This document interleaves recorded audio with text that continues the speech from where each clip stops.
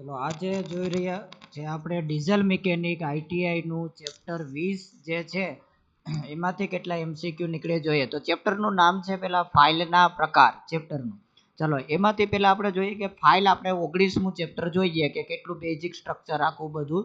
હવે એના પ્રકાર જોઈએ છે કે કેટલા પ્રકારની ફાઇલ હોય છે અને એમાંથી કેટલા એમસીક્યુ નીકળી શકે. તો પહેલા આપણે ડિસ્પ્લે ઉપર તમને આખીની થિયરી સમજાવું તો તમને સરળતા રહેશે ફાઇલનો આખા એમસીક્યુ સમજવામાં. જો પહેલા અહીંયા ફોટોગ્રાફ તમને દેખાય છે એમાં લખેલું છે સિંગલ કટ અને ડબલ કટ.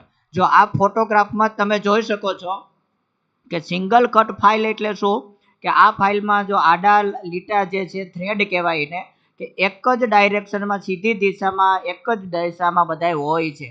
જ્યારે ડબલ કટમાં શું હોય છે એમ આડા પણ હોય છે એ રીતના આ રીતના પાછા ક્રોસમાં પણ હોય છે. જો આ રીતના સીધા એટલે આને ડબલ કટ કહે છે. તમે આકૃતિમાં જોઈ રહ્યા છો આવી રીતના હોય છે લીટા એટલે કે થ્રેડ તો એને ડબલ કટ કહે છે અને એક જ લીટા હોય છે એક જ ડાયરેક્શનમાં તો એને સિંગલ કટ કહે છે.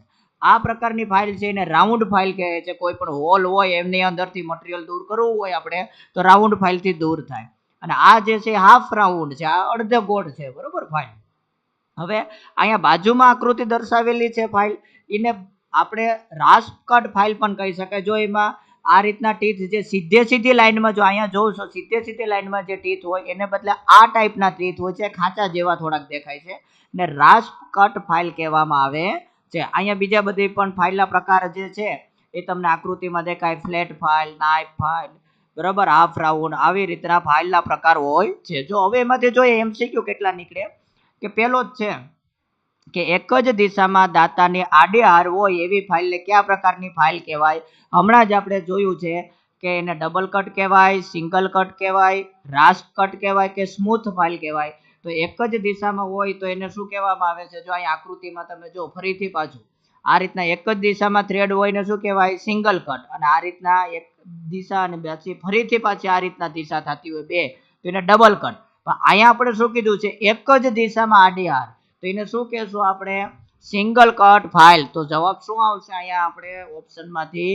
Single cut. ઓકે, ચાલો બીજો એમસીક્યુ જોઈએ કે નરમ ધાતુના ફાઇલિંગ કરવું હોય આપણે તો કઈ ફાઇલ વપરાય? Double cut file, option B single cut, rasp cut કે સ્મૂથ ફાઇલ. નરમ ધાતુ, કોઈ પણ હાર્ડ નહીં, લોખંડ કે એવી બધી ધાતુ નહીં, નરમ, કોપર કે એલ્યુમિનિયમ કે એવી. તો કઈ ફાઇલ વપરાય નીચેનામાંથી? તો કે સિંગલ કટ ફાઇલ વપરાય. કેવી હોય સિંગલ કટ ફાઇલ? જો અહીંયા તમે આકૃતિમાં જોઈ રહ્યા છો. ઓકે, ચાલો એના પછીનો એમસીક્યુ કે લાકડું, રબર, ચામડું આવી નરમ ધાતુ હોય તો એના માટે કઈ ફાઇલ વપરાય? જો નરમ ધાતુ તો છે જ પણ કેવી?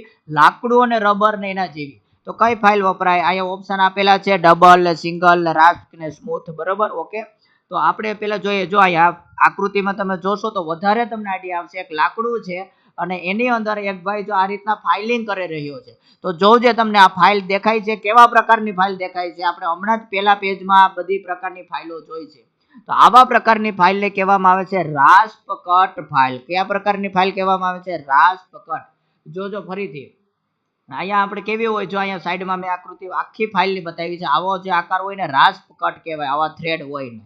ઓકે, તો જો અહીંયા આપણે શું એક તો ધ્યાનમાં આવે કે જો બીજો એમસીક્યુ છે એમાં પણ નરમ ધાતુનું ફાઇલિંગ લખ્યું છે અને ત્રીજો એમસીક્યુ છે એમાં પણ નરમ વસ્તુ લખી છે. તો પણ બેમાં ફાઇલો જવાબ અલગ અલગ આવે. જો આમાં સિંગલ કટ આવે ને આમાં રાસ્પ કટ આવે. એવું કેમ? તો કે જો નરમ વસ્તુ જે છે જો એ આવી હોય, એલ્યુમિનિયમ, કોપર, બ્રાસ આવી બધી નરમ ધાતુ હોય તો સિંગલ કટ આવે. જ્યારે નરમ ધાતુમાં રબર, લાકડું, ચામડું એવું હોય તો રાસ્પ કટ આવે. આવું ધ્યાન રાખજો. નરમ બે પ્રકારની હોય છે. આવી એલ્યુમિનિયમ, કોપર એ બધી ધાતુ છે. જ્યારે લાકડું, ચામડું આવી બધી વસ્તુ છે એમાં ફાઇલિંગ કરવું હોય તો રાસ્પ કટ. Okay, MCQ ready. ચાલો એના પછીનો એમસીક્યુ જોઈએ કે ફાઇલનો ગ્રેડ કઈ આધારે નક્કી કરવામાં આવે છે? આપણે ફાઇલના પ્રકાર ગ્રેડના આધારે ઘણા બધા પ્રકાર પાડીએ આપણે. ગ્રેડ બસ્ટર્ડ ફાઇલ ને સ્મૂથ ફાઇલ એવા બધા ગ્રેડના આધારે. તો કઈ રીતના નક્કી થાય? ફાઇલના દાતાની સંખ્યા હોય એના આધારે ગ્રેડ નક્કી થાય કે ફાઇલની કુલ લંબાઈના આધારે નક્કી થાય કે ગ્રેડેડ ફાઇલની 10 mm લંબાઈમાં આવેલા દાતાની સંખ્યાના આધારે કે ફાઇલની પહોળાઈના આધારે? તો યાદ રાખવું કે ફાઇલનો ગ્રેડ જે છે એ કોને આધારે નક્કી થાય? 10 mm લંબાઈની અંદર કેટલા દાતા આવેલા છે દાતાની સંખ્યા એના આધારે ફાઇલો ગ્રેડ થાય. જો વધારે હોય તો સ્મૂથ, ઓછા હોય તો રફ ફાઇલ, એવા બધા. ઓકે, ચલો એના પછીનો MCQ છે પાંચમો કે સારી ગુણવત્તાવાળું ફિનિશિંગ માટે કઈ ફાઇલ વપરાય? તમારે વ્યવસ્થિત સારી ગુણવત્તાવાળું ફિનિશિંગ એક્ઝેક્ટ કરવું, રફ ફાઇલિંગ નહીં, ફિનિશિંગ કરવું છે હરખું. તો single cut, smooth file, rough કે ડેડ સ્મૂથ ફાઇલ? તો જ્યારે બહુ સારી ગુણવત્તાવાળું કરવું હોય ત્યારે એના માટે પહેલા તો આપણે આકૃતિ જોઈ લેજો. આવું ફાઇલિંગ કોઈ પણ ફાઇલ હોય ને એમાં જો આવી રીતના દાતા હોય ને રફ ફાઇલ કહેવાય. મોટા મોટા આ રીતના ખાંચા હોય, એનાથી થોડા ખાંચા હોય તો બાસ્ટર્ડ કહેવાય. એનાથી કે ઓછા સેકન્ડ કટમાં આવે, એનાથી ઓછા સ્મૂથમાં આવે, એનાથી ઓછા હોય એ ડ્રેડ સ્મૂથમાં આવે. ખાંચા હાવ ઓછા કે એકદમ તમારે ફાઇન ફાઇલિંગ કરવું હોય તો ડ્રેડ આવે. એનાથી જો તમારે પેલા હાવ રફ ફાઇલિંગ કરવું હોય તો રફ ફાઇલ, એનાથી થોડુંક ઓછું જે તમારે રફ ફાઇલિંગ કરવું હોય તો બાસ્ટેડ ફાઇલ. એટલે જેમ સંખ્યા વધારે થાય આવા દાતાની એમ શું થતું જાય કે ફાઇલિંગ જે છે સ્મૂથ થતું જાય. તો જો અહીંયા એકદમ ઘાટા જે દાતા છે તો જેના હિસાબે ફાઇલિંગ આપણે કરીએ કેવું થાય? સ્મૂથ. તો અહીંયા ઓપ્શન આપેલા છે એમાંથી કેમાં સૌથી વધારે સારું ફાઇલિંગ થાય? તો કે જેમાં ઘાટા દાતા હોય એમાં. તો સૌથી ઘાટા દાતા કેમાં છે? તો કે ડ્રેડ સ્મૂથમાં. તો એનાથી શું થવાનું છે? વધારે સારું ફાઇલિંગ થાય. જો સ્મૂથ તો છે જ, પણ એનાથી પણ વધારે સ્મૂથ ડ્રેડ સ્મૂથ. ઓકે, ચાલો એના પછીનો MCQ કે ધાતુમાં મોટી માત્રામાં મટીરિયલ દૂર કરવા કઈ ફાઇલ વપરાય? વધારે પ્રકારનું મટીરિયલ દૂર કરવું છે, ફિનિશિંગની કાંઈ જરૂર નથી, મટીરિયલ દૂર કરવું છે.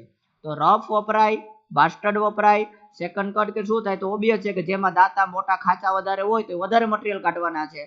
રફ હોય ને, જો રફ ઓપ્શનમાં ન હોય તો એનાથી કયો આવે? બાસ્ટર્ડ આવે. ને બાસ્ટર્ડ ઓપ્શનમાં ન હોય તો સેકન્ડ કટ. તો અહીંયા ઓપ્શનમાં જોવું છે સિંગલ કટ છે, સ્મૂથ છે, બસ્ટર્ડ છે, ડેડ સ્મૂથ છે. તો કયો આવશે જવાબ? બસ્ટર્ડ. કારણ કે રફ ફાઇલ નથી તો શું આવશે? બસ્ટર્ડ. જો રફ આપ્યો હોત તો રફ. ઓકે, ચલો ફિનિશિંગ માટે કઈ આવશે? સ્મૂથ ફાઇલ, ડ્રેડ સ્મૂથ ફાઇલ. ને મટીરિયલ વધારે દૂર કરવા માટે કયો આવે? બાસ્ટર્ડ અથવા તો રફ ફાઇલ. ઓકે, ચાલો એના પછીનો MCQ કે હેન્ડ ફાઇલ હંમેશા કઈ કટમાં ઉપલબ્ધ છે? સિંગલ કટ, ડબલ કટ, રાસ કટ કે કર્વમાં? તો આ યાદ રાખવાનો પ્રશ્ન છે કે હેન્ડ ફાઇલ હંમેશા ડબલ કટમાં જોવા મળે છે. ચલો એના પછીનો MCQ છે કે આકૃતિમાં દર્શાવેલ ફાઇલ ઓળખો. જો આવી આકૃતિ આપણે ઘણી વખત જોયા, ખાંચા ખાંચા વાળી જે છે એકદમ સીધા લીટા નથી, સીધા લીટાના ટીથ નથી, ખાંચા ખાંચા વાળા આવી રીતના ડોટેડ વાળા ટીથ છે.